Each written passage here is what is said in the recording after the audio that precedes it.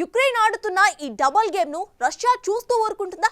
అసలే నాటో అమెరికాలంటే ఒంటి కాల మీద లేస్తున్న రష్యా ఇప్పుడు యుక్రెయిన్ కు అనుమతులు ఇవ్వడాన్ని ఒప్పుకుంటుందా?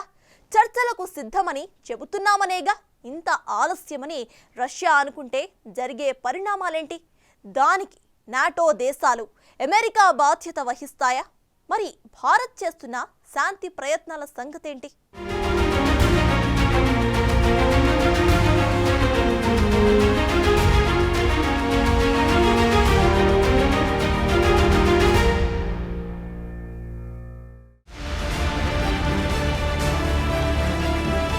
రష్యా భూభాగంపై దాడి చేయడానికి క్రూయిజ్ క్షిపణులను ఉపయోగించడానికి ఉక్రెయిన్కు గ్రీన్ సిగ్నల్ అందితే పరిస్థితులు దిగజారుతాయి అనడంలో సందేహమే లేదు. దీనికి రష్యా ప్రతిస్పందన మరింత సీరియస్ గా ఉంటుంది అనడంలో సందేహమే లేదు.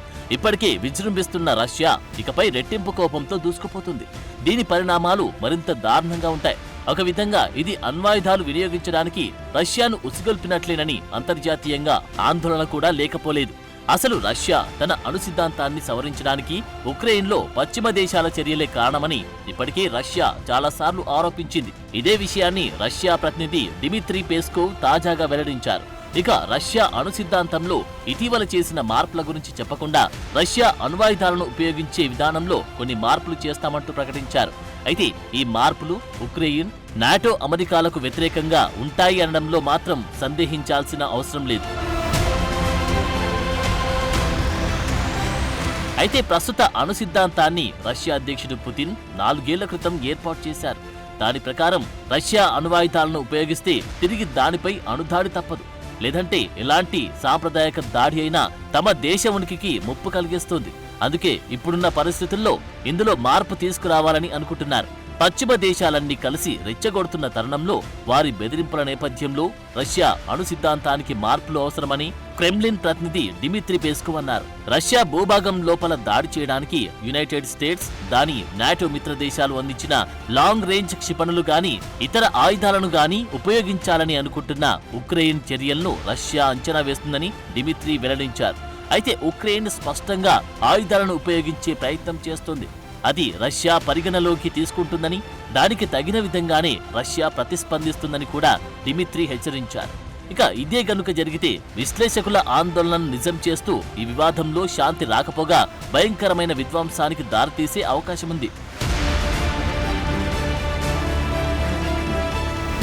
ఇటీవల భారత ప్రధాని ఉక్రెయిన్ పర్యటించినప్పుడు ప్రెసిడెంట్ జెలెన్స్కీ భావోద్వేగానికి లోనయ్యారనే వార్తలు వచ్చాయి. ఉక్రెయిన్లో పసిపిల్లలు ప్రాణాలు కోల్పోతున్నారని విచారం వ్యక్తం చేశారు. లక్షల్లో ప్రాణాలు కోల్పోతున్న ఉక్రెయిన్ ప్రజలు శరణార్థులుగా దిక్కుతోచని స్థితిలో ఉన్న వారి పరిస్థితులను చెప్పి భారత్ తమకు మద్దతివ్వాలని కోరుకున్నారు. దానికి ప్రధాని మోడీ కూడా సానుకూలంగా స్పందించారు. ఉక్రెయిన్ పర్యటనకు ముందు రష్యాను సందర్శించిన మోడీ రష్యా అధ్యక్షుడు పుతిన్తో కూడా యుద్ధంపై ఒక ముగింపు నిర్ణయానికి రమ్మని కోరారు. ఇది యుద్ధాల యుగం కాదని, వివాదాల పరిష్కారం కోసం చర్చల అవసరాన్ని నొక్కి చెప్పారు. దానితో ప్రెసిడెంట్ పుతిన్ కూడా ఒక మెట్టు దిగి చర్చలకు తాను సిద్ధమేనని హామీ ఇచ్చారు. చైనా, బ్రెజిల్, భారత్ చేస్తున్న ప్రయత్నాలకు తాను సహకరిస్తానని స్పష్టం చేశారు. ఇక శాంతి దిశగా భారత్ తన పీస్ మిషన్ను ప్రారంభించింది. భారత జాతీయ భద్రతా సలహాదారు అజిత్ దోవల్ని రష్యా పంపడంతో పాటు భారత విదేశాంగ మంత్రి జైశంకర్ను కూడా రంగంలోకి దింపారు మోడీ. సరిగ్గా ఇలాంటి తరుణంలో ఉక్రెయిన్ స్టోమ్ షాడో లాంటి క్షిపణులను తెరపైకి తీసుకురావడం శాంతి చర్చలను దూరం చేసుకోవడమే అవుతుంది. ఇటీవల సరిహద్దు ప్రాంతాల్లో రాత్రిపూట దాడులు జరుపుతున్నాయని రష్యా, ఉక్రెయిన్లు ఒకరినొకరు ఆరోపించుకుంటున్నారు. ఇందులో భాగంగా ఉక్రెయిన్ ప్రాణాంతకమైన డ్రోన్ల సహాయంతో వొలోకో నోవిస్కీ జిల్లాలోని రష్యా ఇంధన నిల్వ స్థావరంపై దాడి చేసింది. ఈ పేలుడులో పలు రిజర్వాయర్లు కూడా అగ్నికి ఆహుతైనట్లు తెలుస్తోంది. ఇలా ఇరువైపులా సరిహద్దు ప్రాంతాలు తరచూ దాడులకు గురవుతున్నాయి.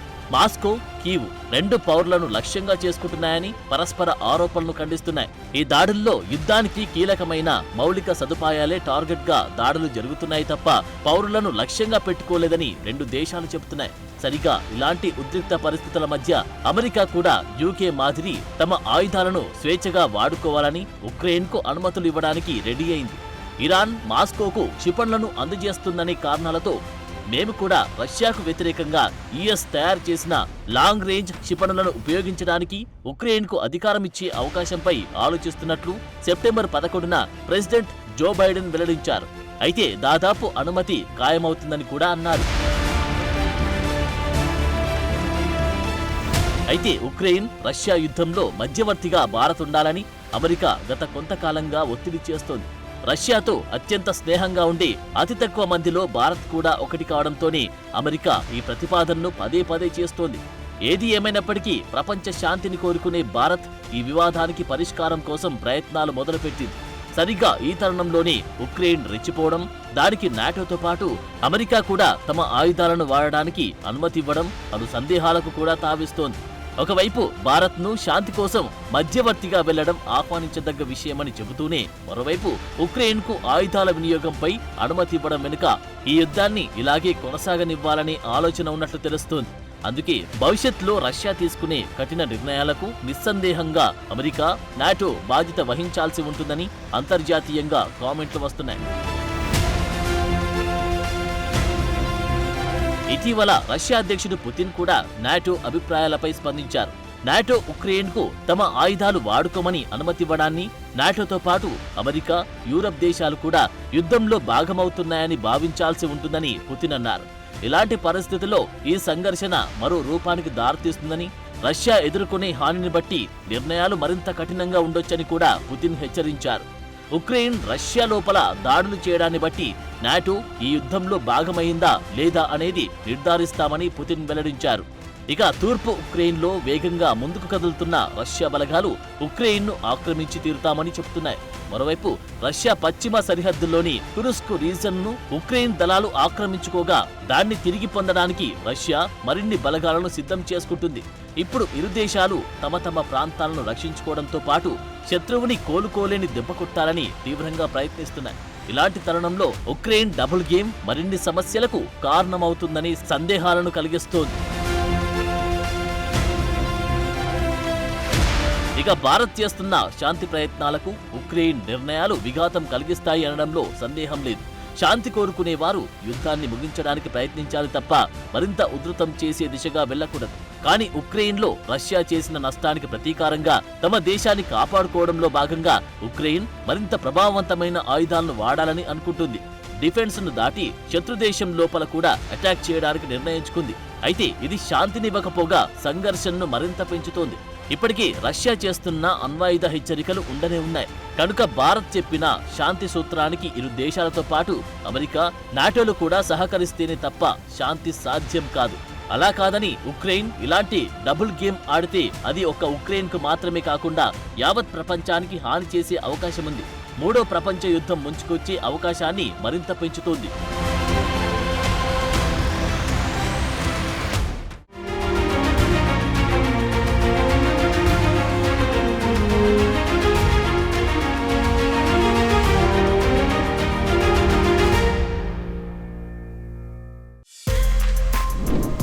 For more videos like this, subscribe Big TV channel.